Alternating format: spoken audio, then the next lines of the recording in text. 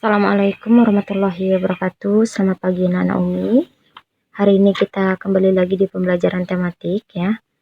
Nah, siapkan dulu buku tematiknya sama alat tulisnya. Oke, di subtema 4, perkembangan teknologi transportasi. Lanjutkan pembelajaran kita kemarin. Sekarang anak-anak Umi silakan buka buku tematiknya di halaman 161. Sebelum kita memulai pembelajaran, sama-sama kita mengucapkan lafaz al-basmalah terlebih dahulu. Bismillahirrahmanirrahim. Nah, sekarang anak-anak Umi di halaman 161 itu ada perkembangan transportasi dari masa lalu hingga masa depan. Silakan anak-anak Umi juga baca, kemudian anak-anak Umi simak video yang Umi sampaikan ya.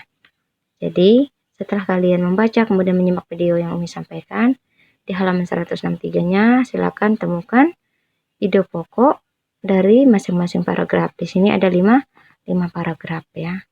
Oke, sekarang simak dulu video berikut ini ya. Yang penasaran nih kayak gimana sih perkembangan transportasi jadul hingga bisa semodern seperti sekarang ini? Mau tahu?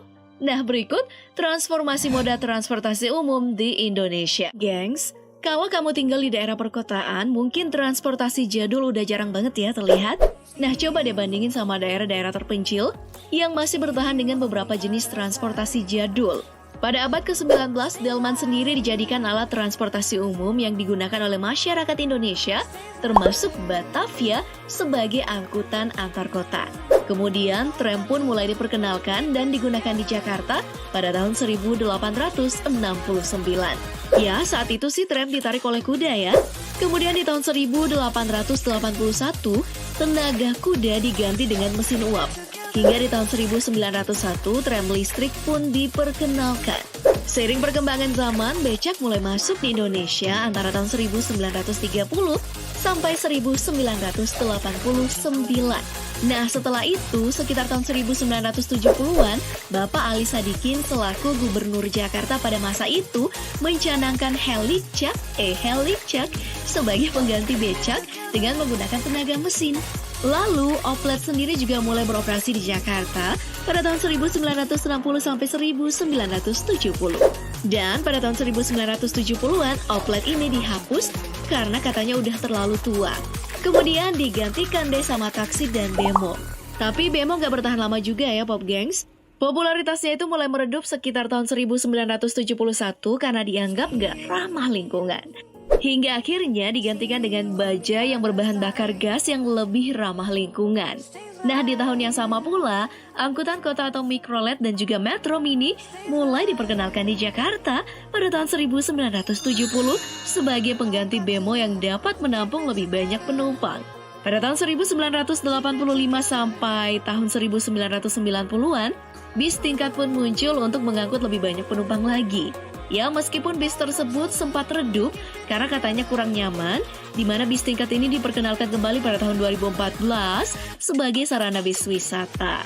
Lalu di tahun 2014 muncul apa, Pop Gengs? Iya, di tahun 2014 muncullah bis Transjakarta untuk memberikan jasa angkutan yang lebih cepat dan nyaman.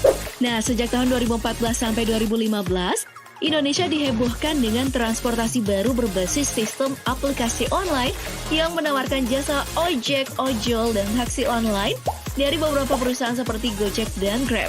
Dan di tahun 2019, moda transportasi MRT Mass Rapid Transit atau moda raya terpadu telah hadir maksudnya sebagai salah satu transportasi umum yang akan menjadi pilihan publik dan diperkirakan bisa jadi solusi untuk kurangin kemacetan yang ada di Jakarta. Amin, mudah-mudahan ya.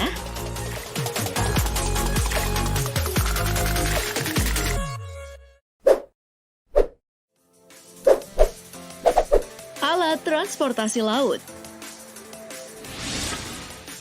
Transportasi air merupakan alat transportasi yang digunakan di sungai, danau, selat, dan laut.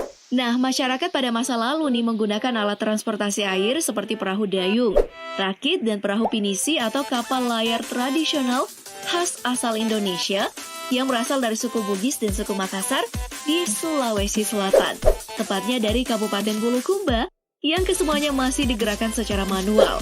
Sebab dulu orang itu berlayar bergantung pada angin. sehingga berlayar bisa memakan waktu yang lama sekali. Nah, alat transportasi sederhana tersebut digunakan untuk mengangkut barang ke pulau-pulau ataupun mengantarkan manusia di zaman dahulu. Lalu, seiring ditemukannya mesin bermotor, masyarakat modern pun beralih menggunakan perahu bermotor seperti speedboat hingga kapal-kapal besar seperti kapal pesiar, kapal amfibi sebagai alat transportasi air. Nah, kapal-kapal modern ini mampu mengangkut barang dan penumpang dalam jumlah yang lebih besar lagi. Dan juga dapat menempuh jarak yang sangat jauh, Pop Gengs.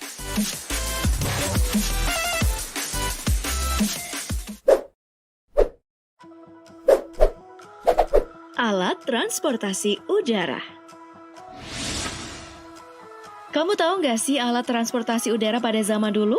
Yup, alat transportasi udara pada masa dulu adalah balon udara yang digunakan sebagai sarana pengangkutan barang bagi manusia melalui udara.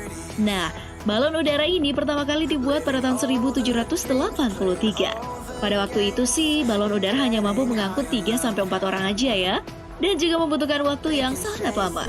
Namun, seiring perkembangan ilmu pengetahuan dan teknologi, alat transportasi udara kini kian berkembang. Transportasi udara saat ini yang paling mencolok dan terkenal adalah pesawat terbang, di mana dulunya diawali dengan pesawat yang berat, kemudian sekarang berkembang menjadi pesawat yang besar dan ringan karena menggunakan bahan baja yang kuat dan tahan tekanan. Dan tentunya dengan kapasitas yang berbeda-beda ya, tergantung tipenya. Seperti pesawat angkutan, pesawat tempur atau perang, dan juga helikopter maupun jet pribadi. Nah, dengan adanya alat transportasi modern tersebut, perjalanan pun jadi jauh lebih cepat dibandingin sama transportasi lain. Nah, materi kita hari ini cukup di halaman 163 ya. Jangan lupa tugasnya, Nak Naomi. Oke, kita akhiri pembelajaran kita dengan mengucapkan lafaz hamdalah. Alhamdulillahirabbil alamin.